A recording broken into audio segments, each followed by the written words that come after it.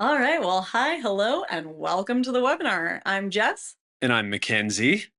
and we are about to get into a very exciting webinar with all of you in just a few seconds here. But Mackenzie and I wanted to go through a few of the housekeeping points that we think will help you get the most out of our time here together today. So, Mackenzie, where should we start?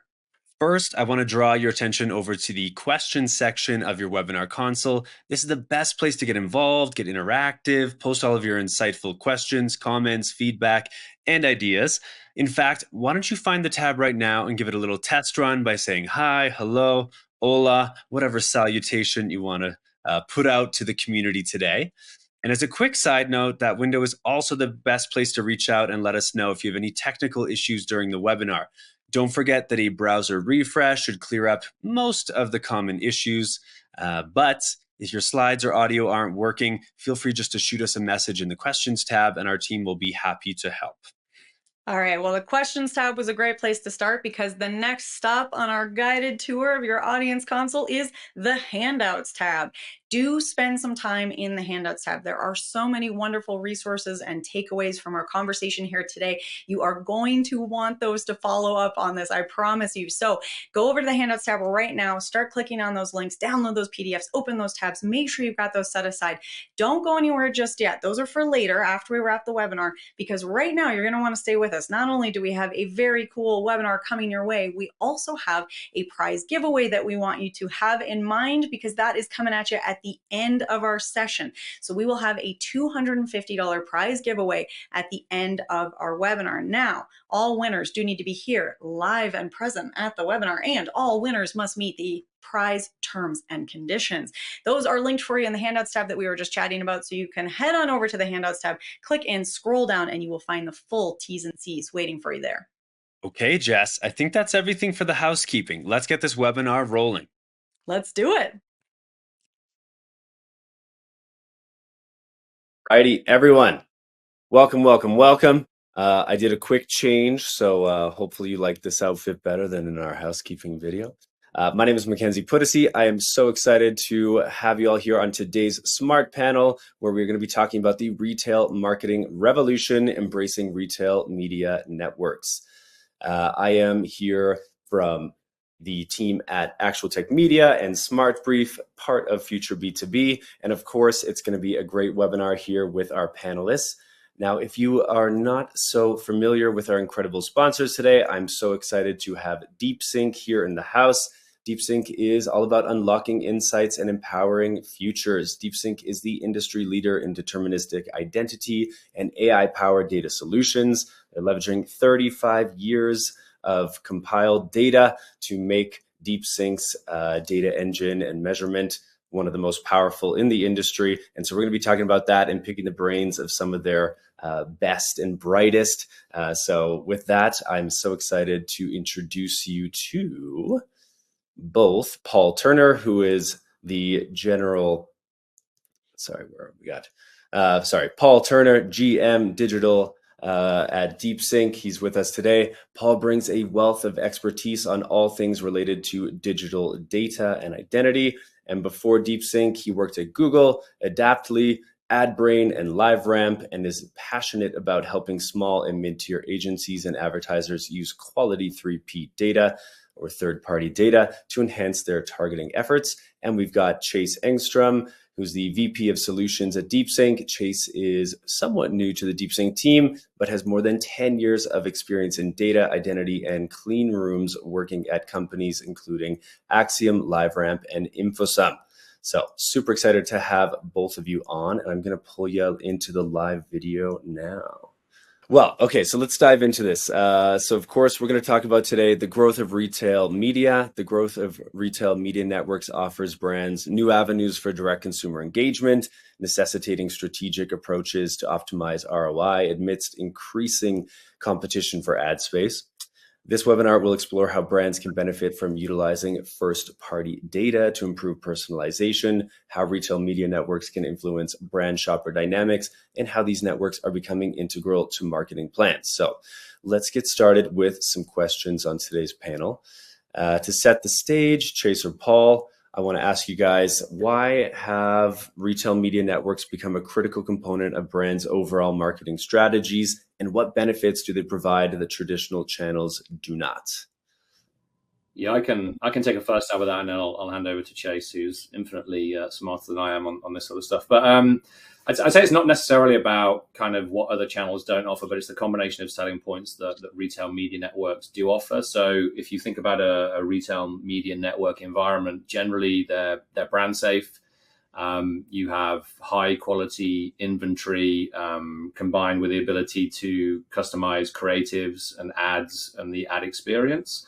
And all of that is linked with the ability to find individuals and consumers and people ultimately that may or should match your target market. So I think when you kind of combine that kind of brand safe environment with the data that underpins that to better target and better personalize the experience, I think it's a really, really unique proposition. So I wouldn't say it's kind of what other channels do not, but more it's the kind of the gathering of all of these unique selling points that maybe makes the retail media network environment very, very different to what else is out there. Yeah, I totally agree. And I'd add too, over the past few years, we've seen a lot of trends in the industry.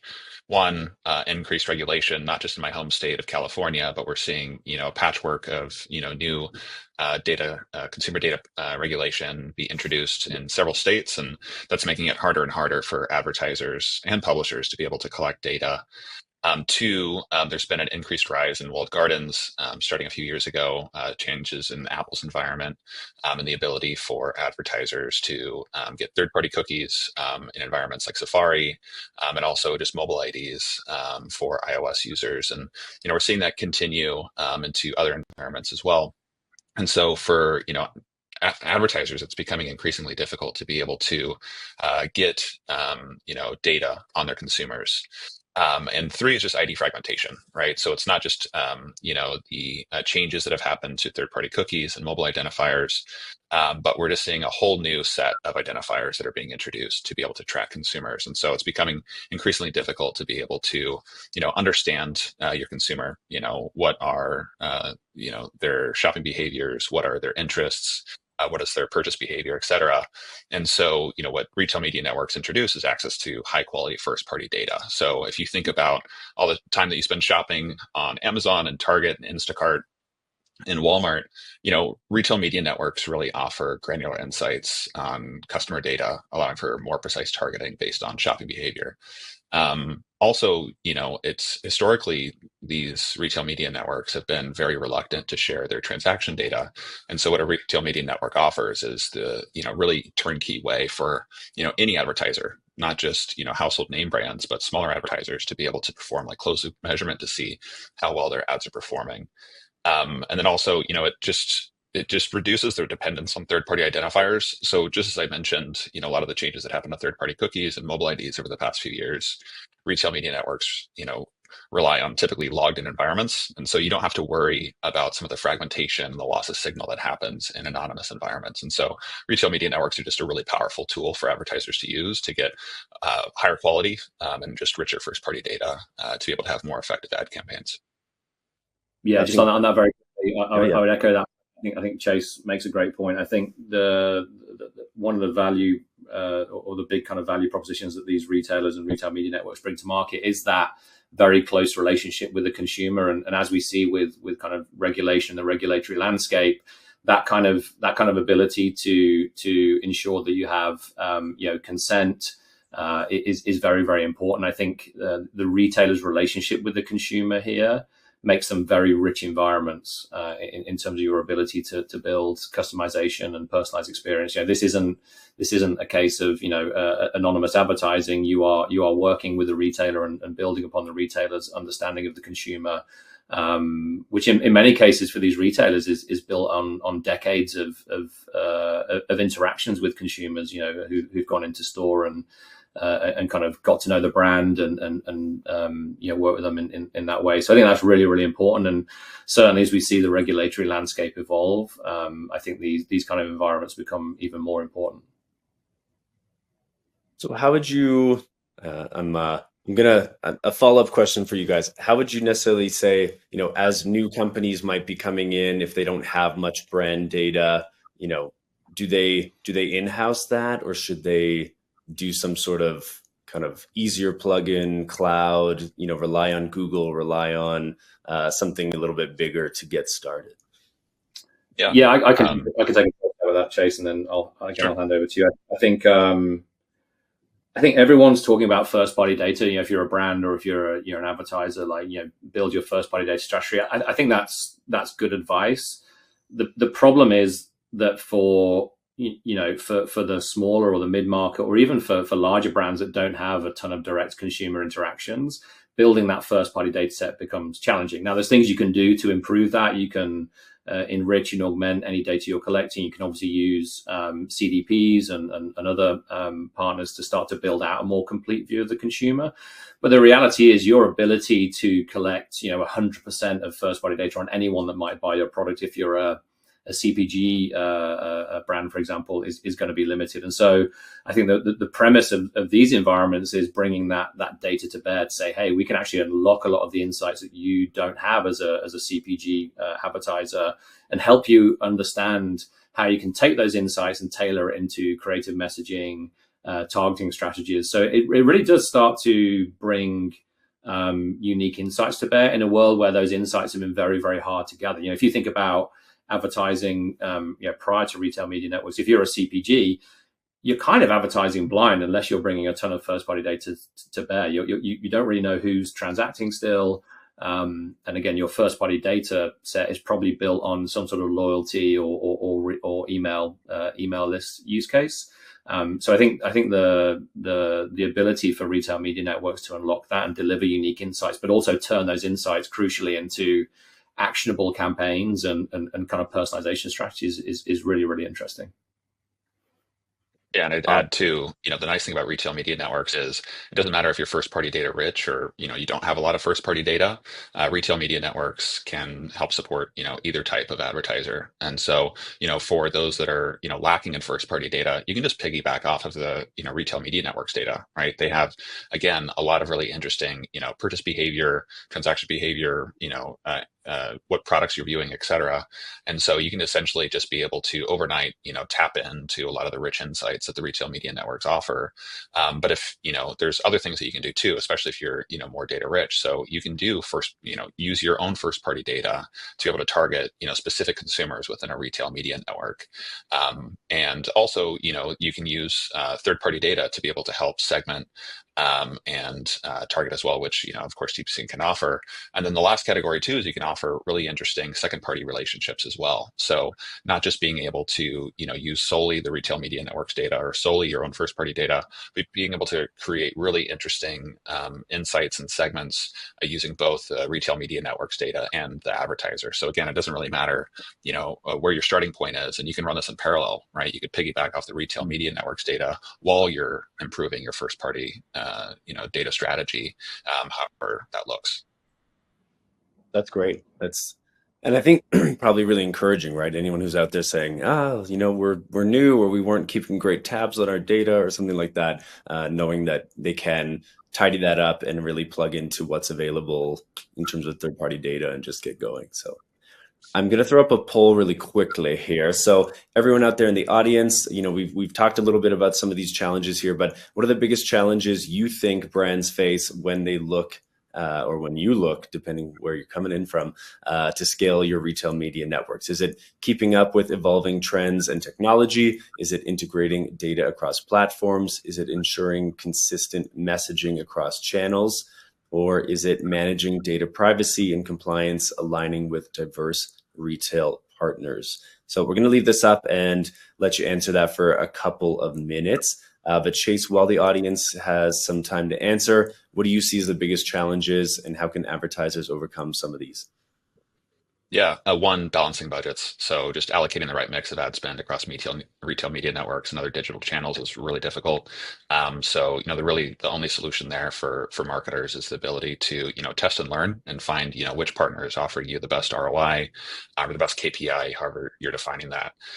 Two is data limitations. So not every retail media network provides the same level of detailed real-time insights, and that can make it really difficult to be able to optimize effectively. And so for some retail media networks, they're using more aggregated data.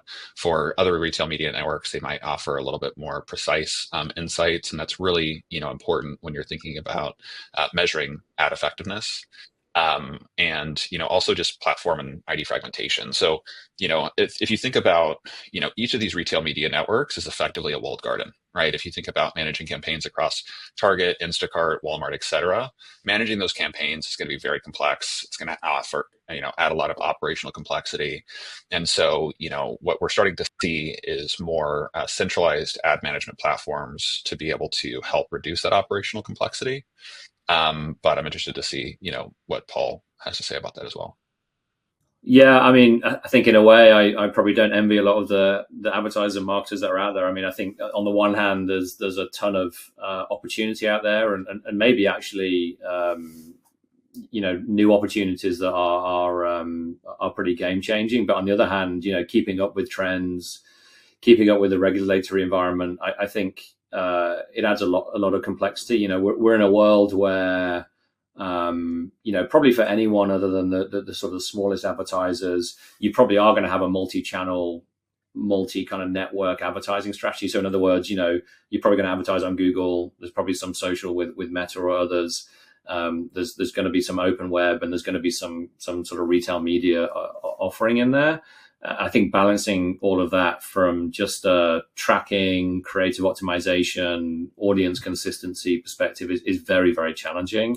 I think obviously part of the trick from the retail media side is to make these experiences look and feel a lot like how advertisers have bought media and advertised historically. I think if they can do that, there's a lot of opportunity there to grow and kind of take market share maybe from the larger walled gardens. But one of the things that excites us there is that if you have a common data layer that underpins all of that advertising, irrespective of the channel, you're always resolving back to a truth set. You're always resolving back to a known truth or a known consumer record, or something that you can rely on to say, is this working or isn't this working? I think that's where we see cloud warehouse and cloud environments helping, because the ability to create that centralized view and then to start to tie signal back to that is it's pretty heavy on the compute and the sort of data processing side. And I think these sorts of environments are maybe democratizing access to some of those capabilities.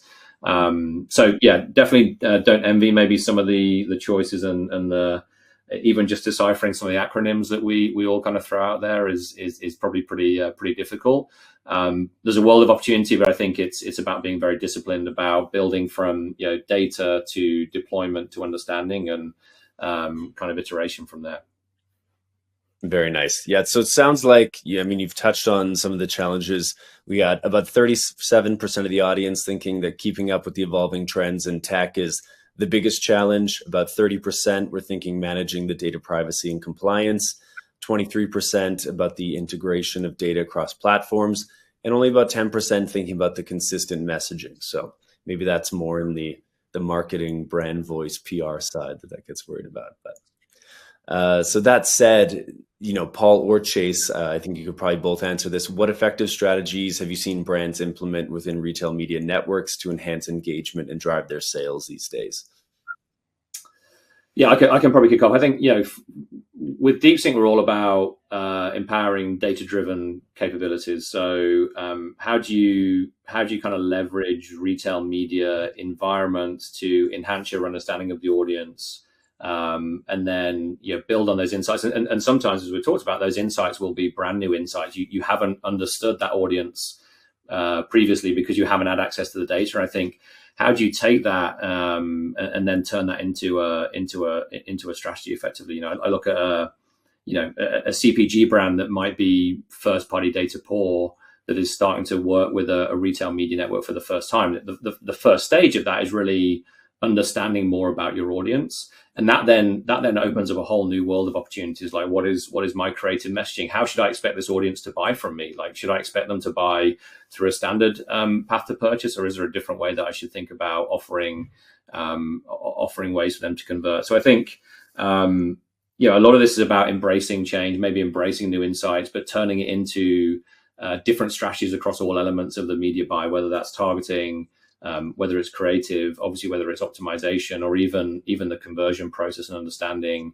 how certain personas are more likely to convert, and adopting that in your kind of overall go to market outside of even just the ads experience. I think there's probably insights that brands and CPG brands in particular are gleaning from these retail media networks that probably feed all across the kind of product ideation, NPD side to help them develop new products and go to market in different ways. So I would think of it more as this kind of goes beyond just implementing effective advertising strategies, and more about how do we work with these retail media networks in partnership to influence everything we do from a sort of consumer-facing perspective. Yeah, and I'd add to that too, there's a lot of things that you can do with a retail media network to help drive sales, in terms of being able to provide, tools to be able to, engage with customers that you're not working with today. So, retail media network offer digital end caps, right? So you could do a better job of highlighting the products and brand that you offer. Two, we're starting to see an interesting trend at DeepSync where retail media networks are offering lookalike modeling tools. So whether, again, you have little first-party data or a lot of first-party data, you could be able to tap into that with the retail media network and be able to look at what are the attributes and profiles that make up the first-party data that you have, to be able to find, other similar customers, whether that's financial attributes or interests or other purchase behaviors. Lookalike modeling, has been a tool that's been really, effective on social. I think Facebook, has done a great job building that out years and years ago. And we're starting to see those tools be brought into retail media networks as well. And then also, if you think about like the really rich transaction data that these retail media networks offer, you could use that, not just for attribution, but you can also, for some retail media networks, you can use that for conquesting. So, if you are a small CPG and you want to be able to help compete against some of the larger CPGs in your category, you could be able to use, some transaction data to be able to say, hey, I want to target, another household name brands. I don't want to, pick any specific brand names, but you could basically do conquesting against some of your bigger competitors too. Not all retail media networks offer that capability, but some do, and it's a really powerful strategy. That's interesting. Paul, you'd mentioned at the beginning of this kind of response here about, people, having their data, but then, having to maybe think a little bit differently about the brand voice. Are there times when people or a team will come into DeepSync, they bring in their first party data, and then they all of a sudden realize, hey, we're doing something in contrary, or maybe not in sync with what this data is telling us? And is that pretty common? Are there any kind of trends you see there? Yeah, we definitely have a number of light bulb moments. I think, bear in mind with DeepSync, where we can deliver insights is more around things like demographics and life stage, and where people live and spending power, that sort of thing. I think when you combine that with kind of transaction information and kind of purchase behavior, it's a really powerful tool, because not only do you understand the persona, but you also understand what they buy and how they buy, which I think is really, really interesting. So, all of these signals, and we'll probably come on to talk about AI, because I think every conversation these days has to incorporate AI. But all of these signals are potentially predictive. I think what DeepSync can do a really good job of is giving people a really rich understanding of their customer data, their first party data. But you probably want to layer that with additional insights before you start segmenting or maybe building AI models. And again, I see retail media networks as being somewhat unique in their ability to tie transaction data, which for many brands is the holy grail. Driving in-store transactions is the thing that a lot of brands are trying to drive towards. So yeah, it's a kind of layer cake almost in terms of building up those insights. But I'd probably say from our point of view, You always start with hygiene and building a single customer view. From there, you enrich and understand what attributes describe that first-party data. And then I think you can go into kind of more of a purchase-based, transaction-based understanding of kind of what's happening at that level. Understood. And then Chase, anything you want to add here about kind of first-party data? And specifically, I'd be interested to know how DeepSync leverages first-party data. There's any challenges you've encountered, but also any sort of like you said, aha moments, light bulb moments that you guys come across there. Yeah, aha moments. We have a lot of those at DeepSync. A recent one I think about is, an advertiser brought their data on board with DeepSync, and they actually found that we had to, inform them that, their concept of an individual or a household is completely different than how they think about it. And so, one of the core capabilities of DeepSync is offering identity resolution and your ability to say, hey, these 3 customers or 5 customers are actually one. And by unifying those 3 or 5 profiles, we could actually, have a stronger sense of who that consumer is. Others, we're finding that they, think consumers are in a certain geographic area and they're not. And so we offer a lot of tools, just as Paul said, for hygiene. So the ability to be able to say, hey, maybe that postal address or that email address that the consumer gave you wasn't in the best quality that it possibly could be. And so you'd be able to offer, the ability to, normalize or give you a higher quality postal or email or whatever the identifier is. For enrichment, like Paul said, we could offer the ability to essentially, give you additional attributes on that consumer. So in the context of retail media networks, they might have a lot of your purchase behavior and your shopping intent behavior, but they're not going to have necessarily all of your demographics or financial background or a lot of other attributes that could really enhance your marketing campaigns. And then also, enrichment in the context of identifiers. I think about some of the, emails or postal addresses that, older social platforms like Facebook have. I've have a new email address. I've moved several times. And so the ability to be able to target the consumer with their most up-to-date profile is really powerful too. So it's another solution that DeepSync offers. And so, another aha moment that we're finding is, advertisers' data is a lot more stale and outdated than they really think it is. And so by working with DeepSync, we could offer, ways to be able to really enhance your understanding of the consumer and be able to really, improve the, digital or offline touch points you have on that consumer as well. And so, it's really powerful for retail media networks, again, just to be able to give, a more, 360 view of that consumer outside of what they're doing within that retail media network environment. I think that's a point worth hammering home. I think, unfortunately, the minute you capture customer data in whatever form, whether it's terrestrial data or kind of online data, it's out of date.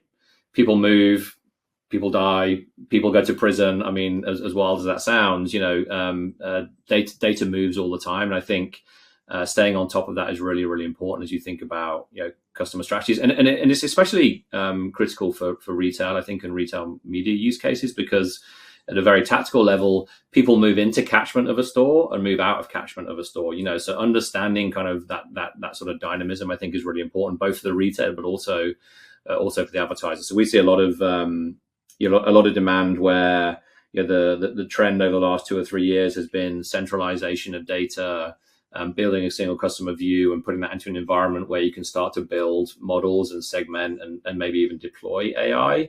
I think now we're seeing a trend where clients have done that, and now they're saying, actually, we need an ongoing maintenance program. Like, it's not enough for us just to land data into an environment. We need to make sure that data is as up to date as possible, with whatever those changes might be. It might be a family household becoming an empty nester household, for example. Like, all of that is signal that the brand or the marketer or the advertiser should be using. But equally on the retail side, these are important signals for the retailer to understand, hey, who's in my catchment and what does my catchment look like in terms of potential spending ability. So I think probably one of the things we see to wrap this particular question up is that dynamic nature, that sort of ever-changing nature of data in the consumer landscape is very, very real. And again, environments like Snowflake and others help you stay on top of that through hygiene applications with companies like DeepSync.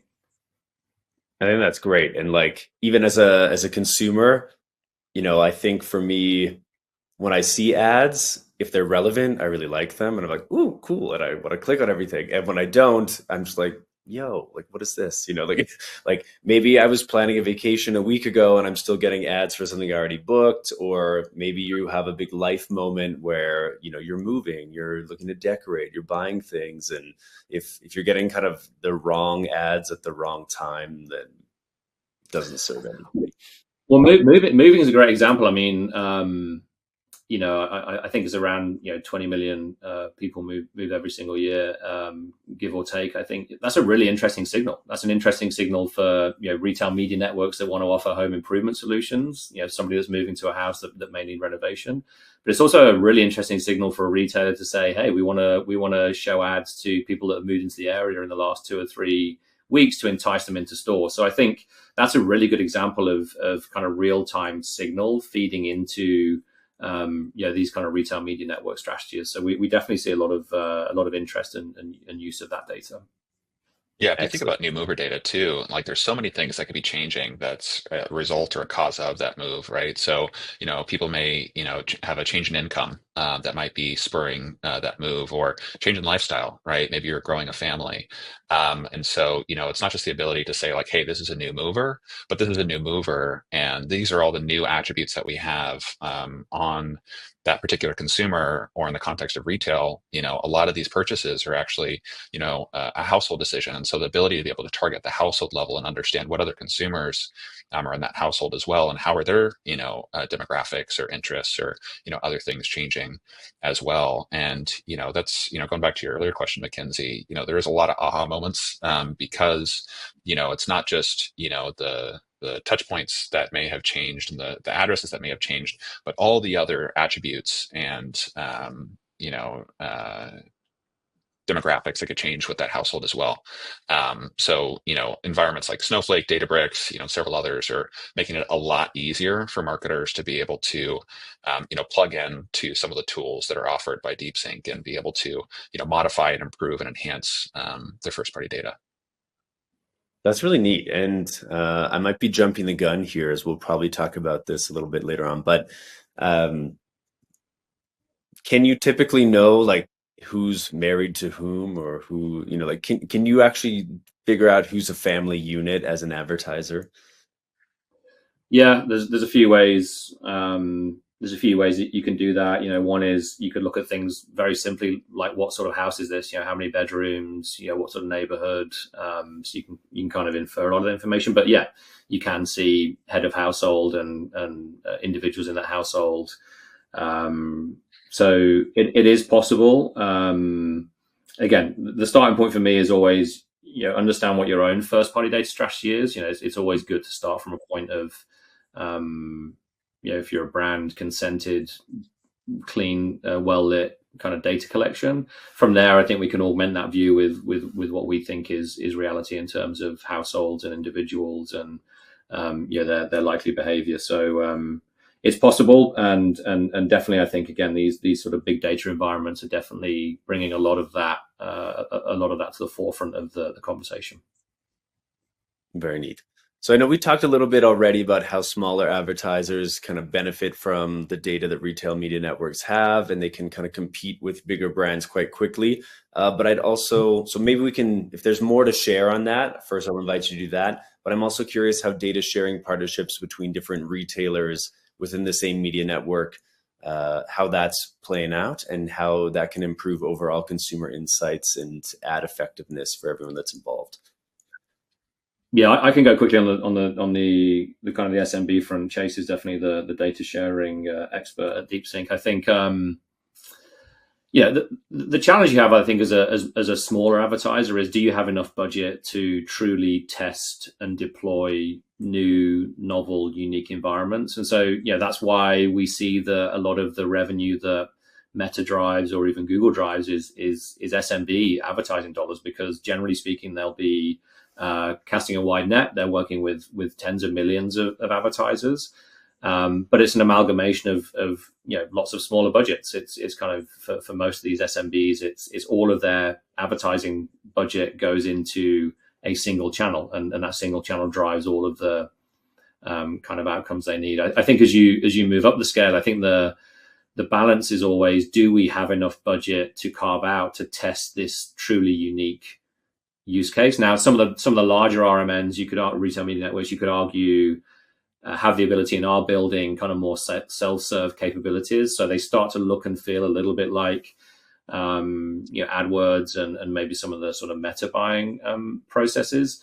But again, your challenge is always going to be, do I have enough budget to justify the creative work and the sort of carving out of an entirely new audience to go after in this experience? So I'm not quite sure that we've solved that yet, and it may well be that for RMNs, the main part of their go-to-market is focused on really large CPGs, maybe direct-to-consumer brands, where for those DTC brands or even brands trying to drive in-store transactions, they're focused on that one channel, and that's a single advertising opportunity.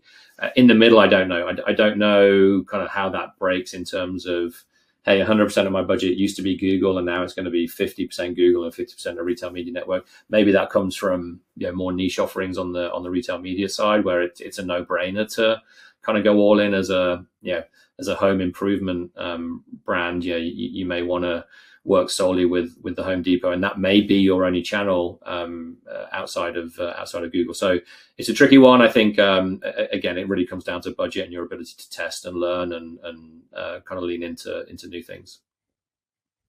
Yeah, and once you sorted out your budget, I ran data co-ops at a couple identity companies, and I've been working at a clean room company, really focused around data collaboration. So the ability for two or more companies to be able to leverage each other's data is near and dear to my heart. And so again, once you sort out the budgets, and you sort out what are we trying to achieve by combining our data or leveraging each other's data. And you actually go to look at what is that overlap between two companies' data. A lot of times, marketers typically look at that as a match rate or some kind of a reach stat. That overlap is often a lot smaller than what you had anticipated, and that's a function of a lot of different things. It could be data quality. It could be just a function of having not a lot of first-party data. It could be a function of all sorts of different things. And so what DeepSync can offer is essentially audience expansion, or the ability to improve the scale of that audience. Whether you're defining it as a match rate or a reach. And so you may have one email address on a consumer, but I think many of those on this call could say they have other touch points, right? So other email addresses, postal addresses, digital identifiers as well. And so the ability to say, hey, I have this one touch point on this consumer, but what are all the other offline and online touch points for that same consumer can help really improve that match rate. Two is householding. Right. So again, in the context of retail media networks, a lot of times, you're shopping not just for yourself as an individual, but for the home. And so for the ability to say, hey, I know, McKinsey, but who are the other folks in McKinsey's home, whether, it's a spouse, a roommate, et cetera, can really improve, the scale of the audience that you're working with, and also just lookalike modeling. Right. So once you go to actually overlap the two companies' data, you could be able to expand out to say, like, well, what makes up that audience, right? In terms of, again, financial income, other demographics, interests, purchase behaviors, et cetera, to be able to say, hey, we might not be targeting, McKinsey specifically, but we'd be able to find, a similar consumer that has a lot of the same attributes as McKinsey. And so that's one of the biggest challenges when it comes to being able to leverage, the overlap between a CPG and a retailer's data, or, between CPGs. We're seeing that as an interesting trend as well, or even like second or three companies being able to match their data together. And so that's just, something that, a lot of companies are talking about is, second party data. But once you actually go and, execute that second party data strategy, again, you're finding that the scale isn't really there. And so there's a lot of things that you can do with retail media networks and DeepSync to be able to help, overcome that and have, better scale on your marketing campaign. That's great. Thank you. Why don't we move a little into technology now? I know we teased a bit about AI, so let's hit it. AI is expected to enable highly personalized shopper experiences and suggest campaign optimization. So how do you see, maybe let's pitch this to Paul, how do you see AI transforming retail media? I knew we wouldn't be able to get through this without talking about AI. Yeah, I think there's probably two things to talk about there. One is the outcome from AI. I think the piece before that is kind of what do AI models rely on to be effective. And I think this is where retailers and retail media networks have really interesting capabilities. The ability to understand transactions, when people transact, where they transact, what they're buying, I think is a really, really rich data set. So if you imagine that as a data set that AI models can work with, I think it's very interesting, but also as a truth set. Hey, we asked the AI model to build us a predictive model of people that are more likely to buy deodorant in store. What's the truth set that tells us whether that was accurate or not? So we can hone that model over time. And actually, I probably see kind of monetization opportunity for retailers and retail media networks there. In other words, feeding these truth sets into these models. I think that's probably a whole new revenue stream. But I think you're right in terms of the outcomes of that. Then it's what's the value of that, and ultimately, certainly as we think about AI from a marketing and an advertising perspective, it tends to be creative optimization, targeting optimization, bid strategies, and bid optimization. So almost, we've talked about this for a long time in the industry. I think, almost set it and forget it and let the AI figure out, where these ads should run and what ads should be shown. And again, we see networks or walled gardens like Meta already out in market with very, very strong AI stories. I imagine that the larger retail media networks will be able to tell similar stories over time. I think for the mid-market ones, maybe it depends. I think how much signal they're able to collate and push into these processes. So I'd probably break the answer into AI is retail data is very interesting from an AI training perspective. I think in terms of the outcomes, it would be more automation, hopefully better performance. All of the stuff that we're trying to figure out in a more manual way today as we optimize campaigns. I like that. And so Chase, feel free to add a little bit on AI, but also follow up to that.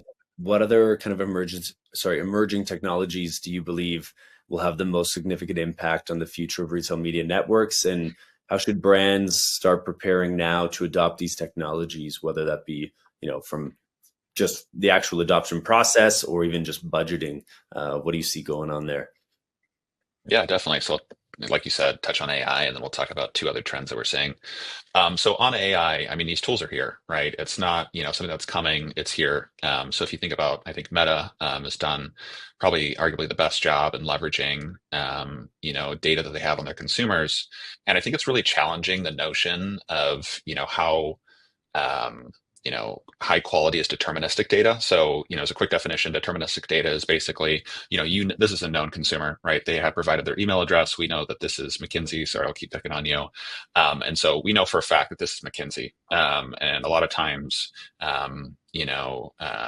folks will kind of demonize probabilistic data. So, signals like IP address or anonymous identifiers that may, we're pretty certain that this is McKinsey, but we're not exactly, sure. And that could be based off of your location or different corroborated events. And so AI is really making it, really easy to be able to tap into some of those probabilistic signals. And so, years ago within Meta, formerly known as Facebook, you would upload a list of email addresses and you would target exactly those email addresses.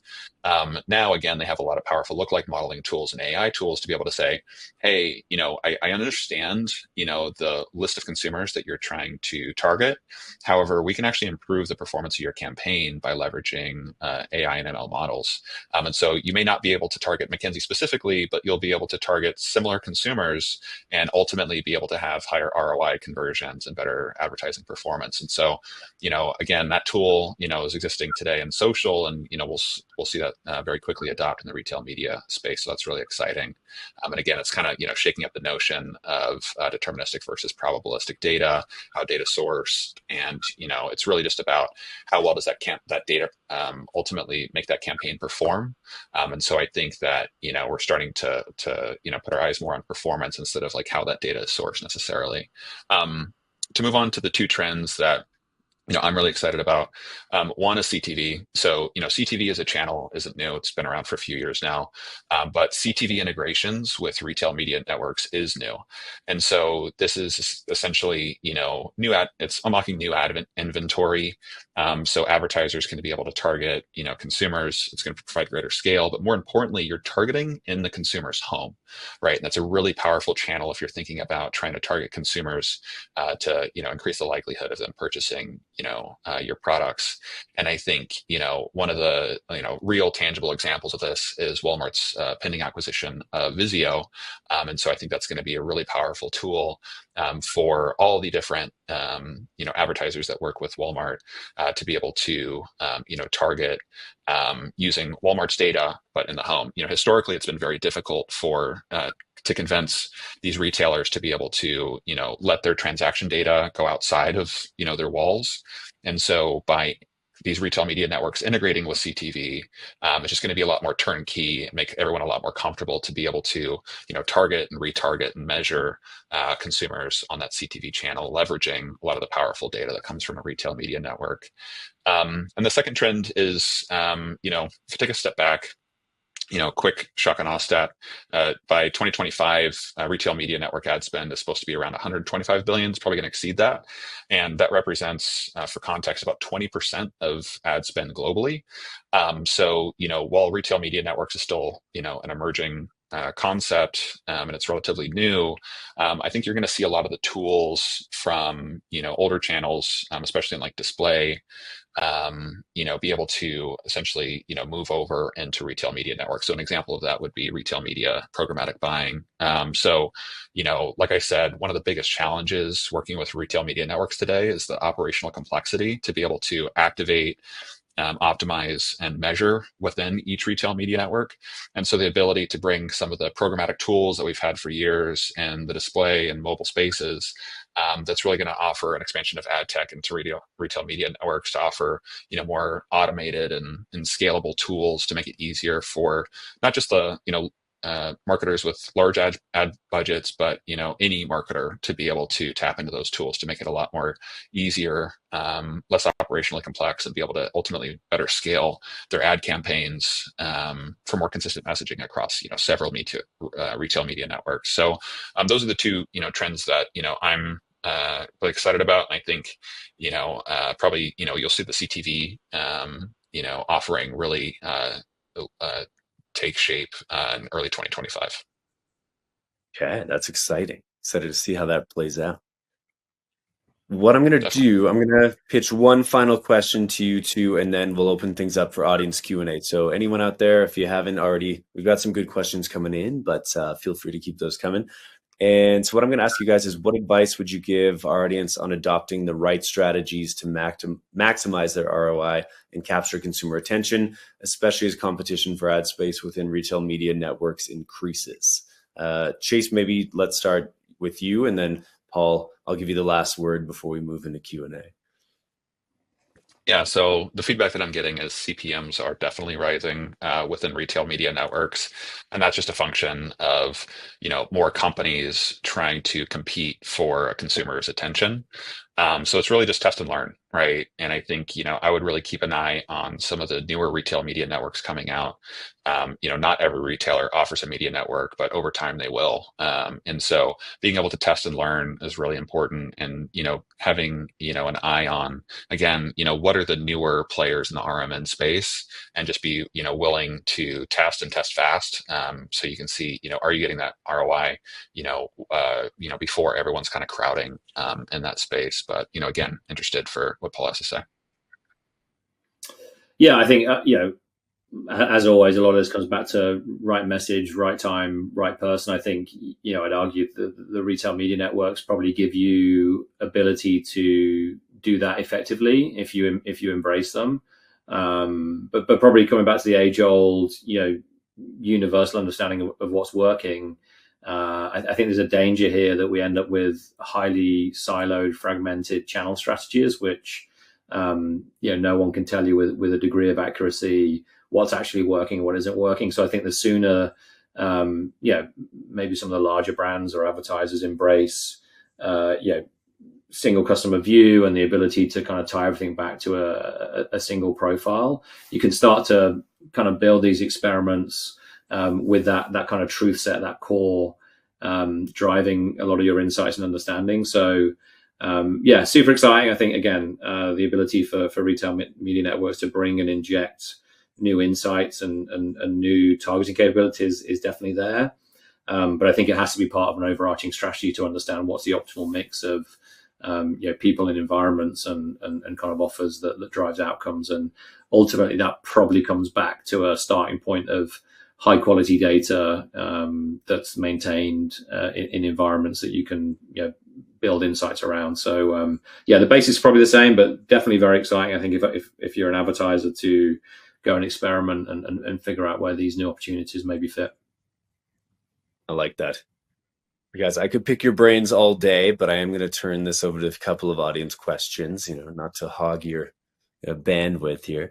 So one question I've had come in here is, how can data from different retail touch points, example, kind of online and in-store, be integrated to create a unified customer profile and improve cross-channel campaign effectiveness? Yeah, I'll take that one. So if you think about fragmentation, right? So I have my loyalty card for several different retailers. And so when I'm shopping in store and I'm using that loyalty card, it's very easy for that retailer to be able to say, hey, this is Chase, right? Here's all the purchases that he's made. Here's all the different, times that he's visited the store in these different locations. And so you start to build up really interesting profile on me. I'm guilty of not always having my loyalty card. So even in the context of shopping in store, I may forget my loyalty card or not be able to open up my app quickly enough to be able to check out. And so I'll use a different credit card. And that's an anonymous transaction. And so you want to always have the ability to say, hey, that purchase event that happened, with Chase is tied to the same email address that was present on the loyalty card. So fragmentation can happen in the offline world. And, I think most folks are more familiar with fragmentation within the digital space, right? So your purchase may have happened off of a first or third party cookie, and that first or third party cookie is not going to match back to that email address. And you could think about all the different, first or third party identifiers that was assigned to that consumer. All of a sudden you have a very fragmented view of one consumer that is, Chase. And so what identity resolution obviously can offer is the ability to say, hey, we actually have the ability to match that anonymous credit card transaction to that known profile. And so you could be able to merge those two offline events, one known, one unknown, to be able to say, hey, this is actually Chase that's shopping, for both of these products. And that can really unlock better insights around, what are new lifestyle changes that may be happening, right? You might have a new spouse, a new children, you may have moved. And so the ability to, essentially say, hey, that known or unknown purchase that was made in the offline or the online context is really powerful. And so DeepSync offers, of course, the ability to unify those profiles. And so it doesn't matter where the purchase happened, whether an email address was provided or not, whether the loyalty card was used or not, but the ability to look at known and anonymous signals to be able to tie that back together, to be able to have a more unified view of the consumer. And so this concept isn't new, right? Identity resolution has been around for some time. Again, worked at Accident LiveRamp, so very familiar with that concept. But I think the ability to start capturing anonymous credit card events is something that we're starting to get the ball rolling on. That's going to be really powerful for both the retailers that we work with and also the CPG customers, to be able to say, hey, we're going to be able to get, again, better view of a consumer, but also more scale and just a better understanding of, who the consumers are that are, making purchases within our stores. That's great. Do you want to add anything to that, Paul? We do have kind of a similar follow-up question here about budgeting. Yeah, I think just quickly in terms of, in-store versus online, obviously a lot of this comes down to high consideration versus low consideration, grocery versus buying a garden shed, for example, are going to be very different experiences. That unification layer, I think unifying profiles is really important, because you probably start to look at things like, research in store, where they might complete an information pack to get more information on a range of products, but purchase online. You want to make that connection between those processes, because it drives how you think about marketing in store, and it drives how maybe even your sales reps operate in store, knowing that most of the transactions happen online. So I think again that ability to unify profiles is very important in a way where whether the transaction happens in store or online, it doesn't really matter, because you're seeing all of these touch points kind of tell a consistent story around sort of the path to purchase. Awesome. That's really interesting. So I have a follow-up here from Carrie. It's Carrie's asking, what is your opinion on balancing the budget between off-site media versus on-site media via retail marketing networks? Yeah, I think some of that depends on the RMN, right? I mean, certainly some retail media networks are more sold out or more constrained on their O&O inventory. So extension offsite is very important. Again, I think for the advertiser, it's understanding, in those scenarios, are you dead set on the premium experience and paying a premium for that experience? In other words, the kind of the contained experience for that particular consumer in that particular retail environment, or are you open to saying, hey, I can take some of the learnings and the audience knowledge that the retailer has on these users and extend that into offsite environments and other sites, and I'm willing to forego that kind of premium that comes with the on-site O&O advertising. So again, I think it's one of those things where not every retailer is going to be as constrained from a kind of on-site O&O inventory perspective. But for the ones that are, I think it's understanding what's your threshold in terms of wanting to pay more to capture that premium on-site inventory versus actually it's mainly the audience that's interesting to me, and I'm happy for us to be for us to advertise in front of that audience, irrespective of whether it's on the retailer site or on any sites across the open web. Awesome, thank you for that. Okay, I think we have time for one final question here. So, what to choose? I kind of like this one. I like the anthropological bent. How have retail media networks changed brand and shopper interactions? Yeah, I think change brand and shopper interactions. I think it's probably driven more of a need to build closer interactions between the retailer and the consumer, because I think the retailer is now starting to understand that actually the data that can be gathered from the consumer, for example, in a loyalty program, is incredibly valuable. And now we see a path to kind of monetize that. I think for a brand, probably for the first time in the last few years, they're seeing that retailers can actually unlock those consumer touch points and insights that previously would have been hidden. So I think it's twofold. It's for the retailer understanding that first party data you collect from your consumer interactions is incredibly valuable. I think for the brand, it's understanding that, hey, we can actually unlock new insights and new consumer touch points that again we've never seen before. So I'm sure all of us have probably felt this going in store in terms of the increased push to join loyalty schemes and kind of join programs. I think that's just something that we should expect more of, because it drives a lot of downstream value for these retailers and ultimately for the brands that advertise on their retail media networks.